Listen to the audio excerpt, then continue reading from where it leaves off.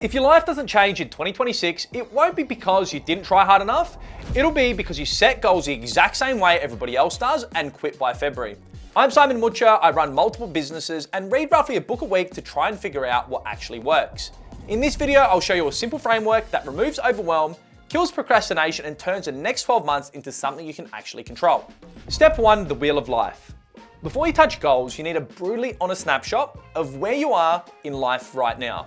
And the fastest way to see how you're actually showing up in life is something called the wheel of life. And here's how it works. You break your life into key areas: mind, body, soul, work, money, relationships, and social influence. And once you've listed these, what you need to do is rate yourself from 0 to 10 in each area of life. And this part matters. It's not how perfect I am here. The better question is, are my actions aligned with the life I say I want? Because you can be unhappy where you are and still be doing the right things. For example, your finances might not be where you want them to be yet, but if you're budgeting, paying off debt, saving consistently, that could be still high alignment. Now, don't overthink this. Use the first number that comes to mind. That's usually the truth. This isn't about beating yourself up. It's about putting on paper the truth, because once you do that, you can actually make real change. Now, this part is crucial.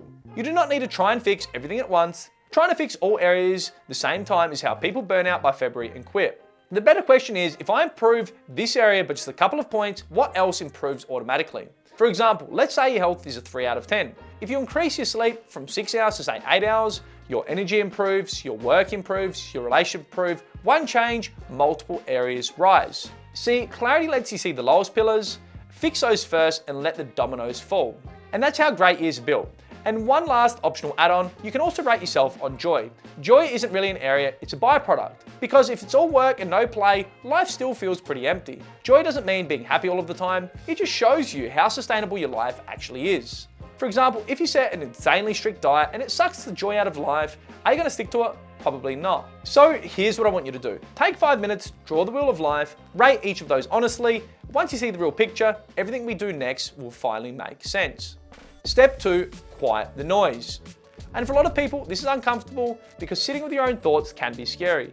But doing this for even 30 to 60 minutes can completely change the direction of your year.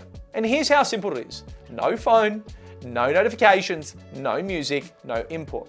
Just you, a pen, and your wheel of life. And once the noise is gone, you ask yourself questions you've probably been avoiding. Why did I score so low in this area?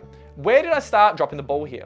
What am I actively avoiding? If I do nothing this year, will this magically fix itself? That's it. When you remove the noise, patterns start to show up. You might notice, I keep saying I don't have time, but I do, or I just waste it. Or I'm always busy, but I'm actually not moving the needle. Or I say this doesn't matter, but deep down, I know it actually does. And again, this isn't about being harsh on yourself, it's about being honest. Because when you quiet the noise and look inward, you usually realize something important. You don't need to fix 10 different things, you probably only need to fix 1 or 2 that actually matter. Step 3, pick one thing that actually matters. If you're anything like me or most entrepreneurs, the natural tendency is to overextend when the new year rolls around. January hits and suddenly it's, this year I'm gonna fix my health, I'm gonna fix my finance, my career, my relationships, my habits, my sleep, my skincare, my eating. It sounds ambitious. We try and do absolutely everything. But for most people, it's completely ineffective. Trying to improve everything at once isn't discipline. It's avoidance. It's avoiding the one thing that you actually need to do that needs to be done. So instead of asking, what do I want to improve this year? The question most people, including me, try to dodge is, if I could only improve one area this year, which one would make everything else easier? Now, before you jump in and say, so I can only focus on one thing and the rest of my life goes on hold, relax. Choosing one primary focus doesn't mean ignoring everything else. It means focusing long enough to knock over the first domino so the rest start falling naturally. Because here's the reality, your energy is limited, your attention is limited, your willpower is limited, your time is limited. After sleep, work, chores, cooking, and basic life, there aren't many high quality hours left. So spreading those few hours across 10 or 20 different goals doesn't make you productive. It keeps you running in circles, and that's what keeps you stuck. Now, a really important rule. Your one thing cannot be vague. Get healthier, make more money, work on myself. A real focus has an outcome. For example, getting adequate rest so I'm not crashing by midday, building enough financial buffer to enjoy a weekly date night without stress, clear enough to track, flexible enough to live with. For me, my main focus this year is health, specifically practicing Hatha Hachi Ball, eating until I'm about 80% full. When my health is right, everything else improves. My energy, my focus, my mood, my decision making, it ripples through every other area of my life. So pick one thing, write it down, commit to it. And once the direction is clear, we move to step 4, building the year backwards. Most people don't fail because they're lazy, they fail because their goals have no timeline. They set goals like, this year will be different, I'll just stay consistent, I'll figure it out as I go. That's not a plan, that is wishful thinking. And wishful thinking is how you wake up in December wondering where the year disappeared. So instead of moving blindly forward, we work backwards. Start here, it's December 31st, 2026. And this year actually worked. Not in a motivational way, in a measurable, realistic way. If health was your focus, what can you do now that you couldn't do a year ago? If money was your focus, what stress is gone? If career was your focus, what skills do you have now that you didn't have before? So what result are you actually after? Now this is where most people mess up. They try to map out the entire year. Don't. That's how motivation dies. Instead, zoom in and ask, what needs to happen in the next 90 days for me to actually be on track? And here's a rule most people get wrong. If what you write down feels exciting, you're probably overdoing it. Your first 90 days should feel achievable, maybe slightly uncomfortable, but boring enough that you'll still be doing it in February. For example, if health is your focus, it might be getting to the gym 2 to 3 times per week, or sleeping 7 or 8 hours a night. If money is the focus, it could be killing one bad spending habit, or simply tracking what leaves your account every day. See, we're not looking for anything dramatic because the most critical thing at the start of the new year is momentum. Now that the quarter is clear, we zoom in on one more level because a great year is built by a great week. And that's step 5, the weekly cycle. The weekly cycle is simple. We check only 3 things. First, what actually moved the needle this week? Not what you were busy with, not what felt productive, what actually moved you closer to your 90-day target. Second, what didn't work? Missed workouts, blew the budget, avoided hard conversations. If something didn't work, that's not failure, it's feedback. Third, and this is the most important part, what's the one thing I'm working on next week? Just one. And this is how to avoid the all or nothing trap. Because real life is messy, weeks aren't perfect, but progress doesn't require perfection, it requires one meaningful action each week that moves you forward. And once the week is clear, there is only one level left, the daily actions that make all of this automatic.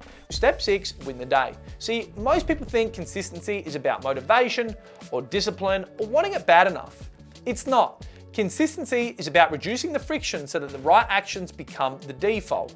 Because on most days, you're not consciously deciding your future, you're just reacting to whatever's in front of you. So instead of trying to be better every day, we do something far more effective. We decide what a successful day looks like in advance. And no, this isn't a massive checklist, because if it's too hard, you won't do it. A good day has 1 to 3 non-negotiables, that's it. These are actions that directly support your 1-year focus. If your focus is health, it could be 8 hours of sleep, moving your body, drinking 2 liters of water.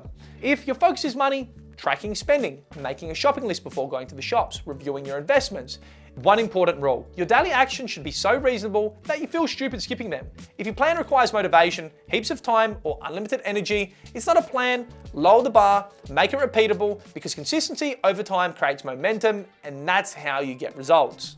Step 7, protect your energy because nobody else will. Sleep, food, movement. It sounds boring, it sounds obvious, it sounds like something you learned in school, but you don't get to ignore it. If you're constantly exhausted, unmotivated, and flat, that's not a mindset problem, that's your body waving a flag and saying, pay attention. You don't need a perfect routine, you need enough sleep, you need real food, and you need to move your body every day. Trying to discipline yourself out of exhaustion is like flooring the accelerator with no fuel in the tank. The car isn't going anywhere. The second thing that matters is your environment, because your environment is either helping you or quietly destroying you. People who constantly complain, people who normalize being stuck, people who have an excuse for everything, they're not bad people. They probably don't even realize they're doing it, but energy spreads. Standards spread, habits spread.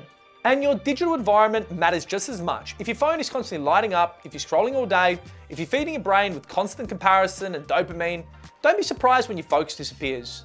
Now, you don't need to delete everything, you just need to stop pretending it's not affecting you, mute more, unfollow faster, and protect your attention. Because here's the real truth, energy isn't built, it's protected. And how you talk to yourself matters too. If every mistake becomes, I'll always do this, if every bad week becomes, I'll never be consistent. That's not accountability, that's self-sabotage, because progress requires pressure, not self-disrespect. Treat yourself like the person you're becoming, not like the version you're trying to leave behind. Which takes us to step 8, just start. Most people never get momentum because they wait. They wait to feel ready. They wait to feel confident. They wait for the right time. By now, you know what matters. You know what's been holding you back. You know what would actually move your life forward. There are no missing pieces, so don't overthink it. Put it in your calendar and do it. That's it. And if you want something steady to keep your head straight when motivation dips, add a book or two into the mix. And lucky for you, I've got a video on exactly which ones to read.